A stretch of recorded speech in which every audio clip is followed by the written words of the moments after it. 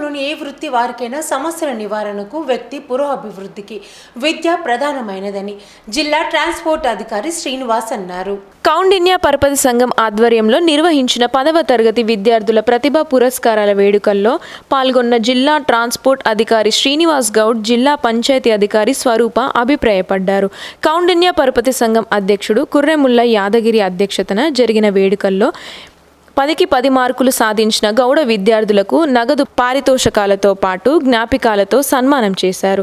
ఈ కార్యక్రమంలో అతిథిగా పాల్గొన్న పలువురు వ్యక్తులు మాట్లాడుతూ ప్రభుత్వ పాఠశాలలో చదువుకున్న అనేక మంది ఉన్నత శిఖరాలను అధిరోహించారని, కష్టపడి చదివి ర్యాంకులు సాధించడం వల్ల తల్లిదండ్రులను సంతృప్తిపరచడంతో పాటు తాము జీవితాల్లో ఉన్నత స్థాయిలో స్థిరపడవచ్చునని అన్నారు. గౌడ సంఘం అధ్యక్షుడు కన్నా పరశురాములు మాట్లాడుతూ పరపతి సంఘం ప్రారంభం నుండి యాదగిరి నేతృత్వంలో ఆర్థిక అభివృద్ధితో పాటు విజ్ఞాన కార్యక్రమాలు నిర్వహించి సభ్యులలో ఐక్యతను పెంపొందిస్తున్నారంటూ వారి కార్యవర్గ సభ్యులు అభినందించారు.